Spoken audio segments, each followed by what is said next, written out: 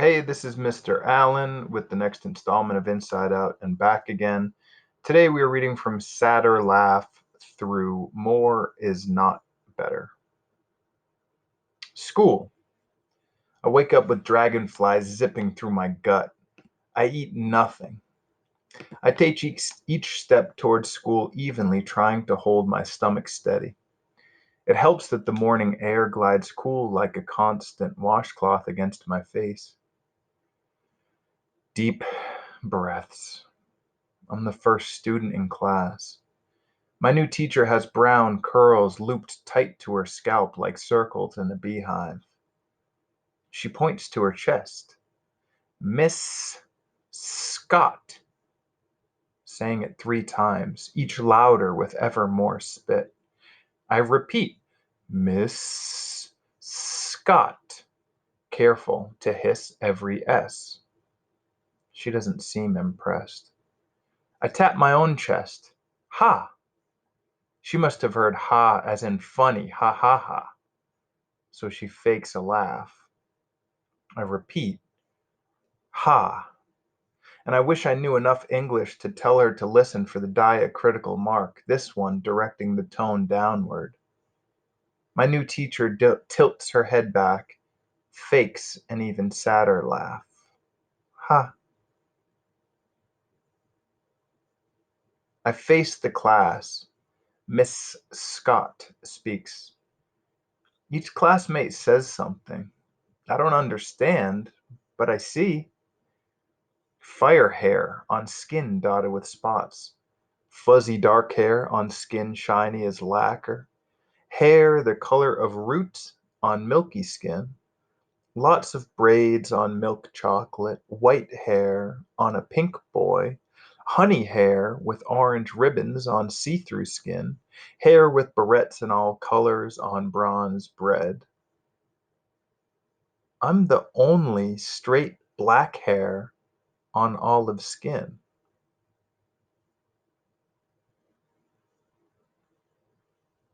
The bell rings. Everyone stands. I stand. They line up. So do I. Down a hall. Turn left. Take a tray. Receive food. Sit. On one side of the bright, noisy room, light skin. Other side, dark skin. Both groups laughing, chewing, as if it never occurred to them that someone medium would show up. I don't know where to sit any more than I know how to eat the pink sausage snuggled inside bread shaped like a corn cob, smeared with sauces yellow and red. I think they're making fun of the Vietnamese flag until I remember that no one here likely knows that flag's colors. I put down the tray and wait in the hallway.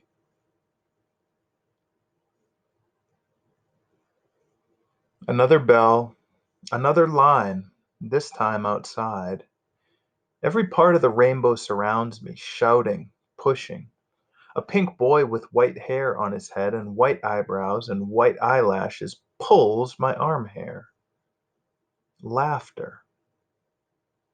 It's true that my arm hair grows long and black, so maybe he's curious about my long black arm hair, like I was curious about the golden fuzz on the arm of the rescue ship sailor.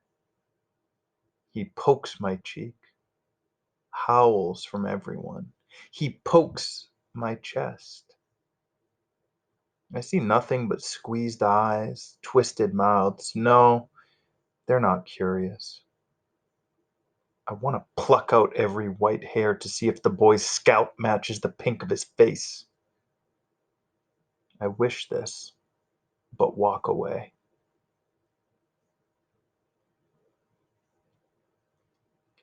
The pink boy and 2 loud friends follow me home.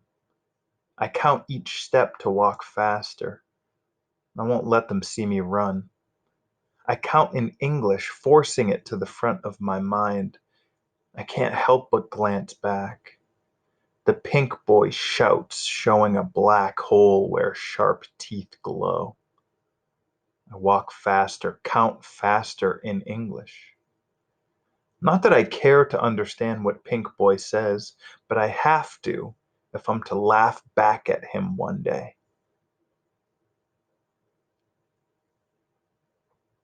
Brother Coy is home, not talking. We sit together shelling peanuts. I keep my day inside. Mother comes home with 2 fingers wrapped in white. The electric machine sews so fast. Brother Kwong comes home, throws down his uniform shirt, goes to the bathroom. At dinner, his fingernails are still rimmed in black oil. Brother Vu comes in whistling. He eats 2, 3, 4 pork chops. I eat 1, 2 chops. I have a feeling having muscles makes whistling possible. I sneak into my brother's room. The full moon shines on the bulkiest lump. I shake it awake. Outside. Brother Vu swats my hand but follows me. Moonlight turns a silver. They pulled my arm hair. They threw rocks at me. They promised to stomp on my chest. Brother Vu yawns. A boy did pull my arm hair. Brother Vu pats my head. Ignore him. It's not like I follow him around. Why were you whistling? Someone called me Ching Chong. Is that good? Didn't sound good. Then he tripped me, so I flew up and almost scissor kicked him in the face. You missed? I wanted him to stop, not hurt him. I didn't even like seeing him scared. I would have kicked him, I said. Teach me to fly kick, please. Not with your temper. I shout, I'm so mad. I shouldn't have to run away. Tears come. Brother Vu has always been afraid of my tears. I'll teach you defense, he says. How will that help me? He smiles huge, so certain of himself. You'll see. Next morning, halfway down the block, away from Mother's eyes, I hear the clink clank of Brother Coy's bicycle. He stops and pats the upper bar of the triangle frame. I sit side saddle, holding on to the handlebar. The edges of our hands touch. As we glide away, I ask, every day? I feel his chin nod into the top of my head. After school, too? Another chin nod. We glide, and I feel as if I'm floating. Feel dumb. Miss Scott points to me, then to the letters of the English alphabet. I say A, B, C, and so on. She tells the class to clap. I frown. Miss Scott points to the numbers along the wall. I count up to 20. The class claps on its own. I'm furious, unable to explain. I already learned fractions and how to purify river water. So this is what dumb feels like. I hate, hate, hate it. I wish Brother Coy wouldn't keep inside how he endures the hours in school. I wish that Mother wouldn't hide her bleeding fingers, that Brother Kwong wouldn't be so angry after work. I wish our cowboy could be persuaded to buy a horse, that I could be invisible until I can talk back, that English could be learned without so many rules. I wish Father would appear in my class speaking beautiful English as he does French and Chinese and hold his hand out for mine. Mostly, I wish I were still smart.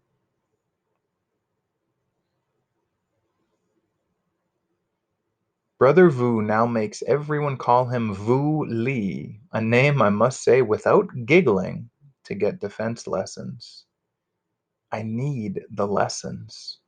I'm hiding in class by staring at my shoes. I'm hiding during lunch in the bathroom, eating hard rolls saved from dinner. I'm hiding during outside time in the same bathroom.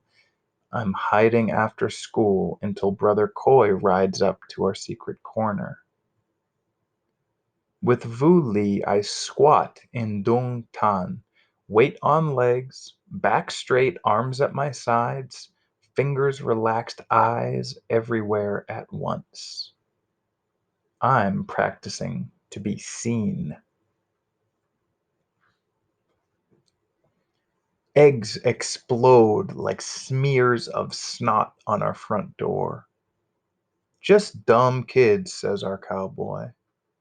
Bathroom paper hangs like ghosts from our willow tree. More dumb kids, says our cowboy. A brick shatters the front window, landing on our dinner table along with a note. Brother Kwong refuses to translate. Mother shakes her head when Vu Li pops his muscles. Our cowboy calls the police, who tell us to stay inside. Hogwash, our cowboy says, then spits a brown blob of tobacco. I repeat, hogwash, puckering for the end of shh. Mother decides we must meet our neighbors. Our cowboy leads, giving us each a cowboy hat to be tilted while saying, "Good morning." Only I wear the hat. In the house to our right, a bald man closes his door. Next to him, a woman with yellow hair slams hers. Next to her, shouts reach us behind a door unopened. Redness crawls across my brothers' faces. Mother pats their backs. Our cowboy leads us to the house on our left. An older woman throws up her arms and hugs us. We're so startled we stand like trees. She points to her chest. Mrs. Washington. She hugs our cowboy and kisses him.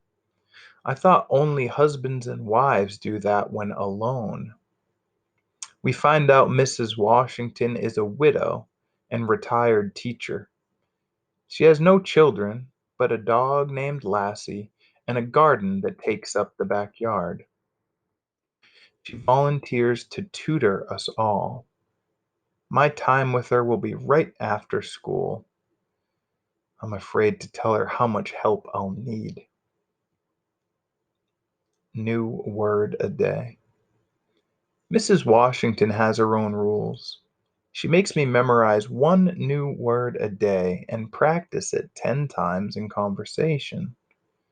For every new word that sticks to my brain, she gives me fruit in bite sizes, drowning in sweet white fluff. Cookies with drops of chocolate, small as rain. Flat, round, pan fried cakes floating in syrup. My vocabulary grows. She makes me learn rules I've never noticed, like a, an, and the, which act as little megaphones to tell the word whose English is still second-hand. The house is red, but we live in a house. A, an, and the do not exist in Vietnamese, and we understand each other just fine. I pout, but Mrs. Washington says every language has annoyances and illogical rules as well as a sensible beauty. She has an answer for everything, just like Mother. More is not better. I now understand when they make fun of my name, yelling ha ha ha down the hall. When they ask if I eat dog meat, barking and chewing and falling down laughing. I understand when they wonder if I lived in the jungle with tigers growling and stalking on all fours. I understand because Brother Coy nodded into my head on the bike ride home when I asked if kids said the same things at his school. I understand and wish I could go back to not understanding.